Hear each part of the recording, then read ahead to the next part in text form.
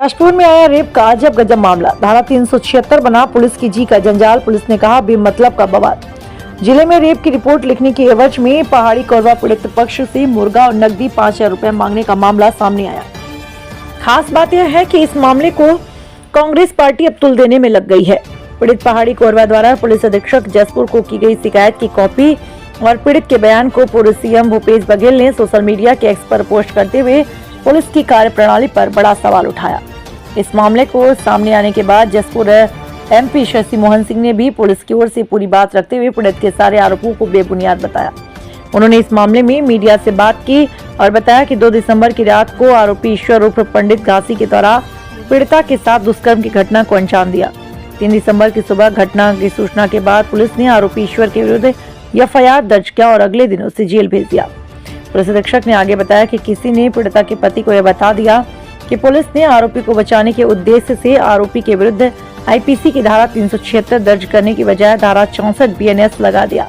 इस वजह से पीड़िता के पति अज्ञानतावश धारा 376 लगाने की जिद कर रहा था। इस पर पुलिस द्वारा स्पष्ट किया कि धाराएं और नियम में बदलाव हुए हैं और बदलाव के बाद धारा 376 की जगह 64 लगाया जाना है। लेकिन पीड़िता का पति इस बात को मानने को तैयार नहीं था और वह चौकी में इसी बात को लेकर विवाद करने लगा तथा बड़े अधिकारियों से शिकायत करने की बात कहकर वहां से चला गया। दिखाते इस पूरी खबर को विस्तार से। स्टेट हेड प्रेम सिंह राजपूत की रिपोर्ट उद्घोष में। थाना गए रहे? हाँ। का कही थाना वाला कहे इसके डॉक्टर इलाज हुई उसके बाद तो रिपोर्ट तो कहे से कर दी इसकी कुछ मांगिस तो रिपोर्ट तो मगर तौती सौती उस दिन नहीं दही। हाँ। तो वो फिर बाद में बगीचा स्ट्राइक के 2 दिन तो बगीचा लजी। हाँ। तो बगीचा स्ट्राइक के तो मुके शाम के फोन करी का कहिस कि कहिस कि मुर्गा लाओ। और तो मुर्गा लाओ कहिस तहाँ कहिस कि पैसा भी दे। कितना तो पैसा मोर जगह पैसा तो बेसी है कहते लेकिन मैं कितना कहत रही? तो पैसा 5,000 कहते। हाँ। तब मैं फिर मैं कहे कि उतरा दे नहीं पा रहा हूँ, मैं खाए के लिए खुद में मरत हूँ। हाँ। तो कहाँ से दे पाऊँ? हाँ। हाँ तो मोर पास 500 रुपया रही। मैं कहे इतने रुपया है। हाँ। तो 500 शुरू दिन बगीचा लो 100 दिन 500 रुपया। हाँ। और जे दिन 500 रुपया मुर्गा और 500 रुपया कौन ला दे? तो दरोगा साहब। कौन दरोगा? तो कहाँ के? 15 पाँच के। अच्छा तो रिपोर्ट होकर बात करीस? तो रिपोर्ट ओकर बाद है करिस, ओकर बाद रिपोर्ट करिस, ओकर बाद फिर यहाँ भेज दिस। यहाँ कल भी आई रहनी है, कल काम नहीं हो तो फिर आज भी आई है। जिसको लाने दे? हाँ। तो तुम्हारा गाड़ी में लानी कि तुम अपन से बुकिंग गाड़ी करके कल भी आ रहे? कल भी और आज भी? आज भी। कितना लगी बुकिंग में गाड़ी? कल 3500। हाँ। आज 3500। तो आज होते काम? तो पता नहीं बैठा ही है ना। ठीक। इस घटनाक्रम के बारे में कहना चाहूंगा कि आवेदक जो पुलिस अधीक्षक कार्यालय में ये शिकायत दिया है, प्रथम दृष्टया उस शिकायत को देखकर ऐसा प्रतीत होता है कि वो किसी के बहकावे में आया हुआ है। और पूरी कहानी इस प्रकार से है कि घटना दिनांक को जिस दिन घटना घटी देर रात को सुबह पुलिस 15 पाट चौकी में प्रार्थीगण आए और सेम डेट पे पुलिस ने एफआईआर लिया। अगर जो आरोप लगाया गया है पुलिस के ऊपर अगर ये आरोप सही होता तो उस दिन एफआईआर नहीं लेती पुलिस। चूंकि 15 पाट चौकी है, कानूनी जानकार जानते हैं कि चौकी नहीं थाने में एफआईआर की होती है और बगीचा में ही मेडिकल कराया जाना था।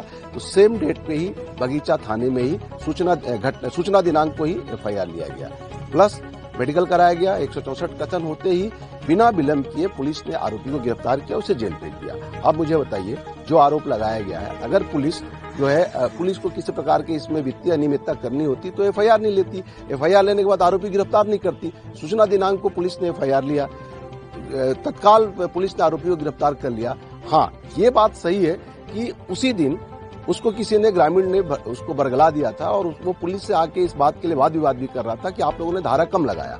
पुलिस ने पूछा धारा कैसे कम लगाया, तो बोले 376 की जगह आपने 64 धारा लगा दिया है। तो उसे समझाया गया कि कानून बदल गया है। पहले आईपीसी में जो धारा 376 थी वो अब भारतीय न्याय संहिता में वो धारा 64 हो गया है।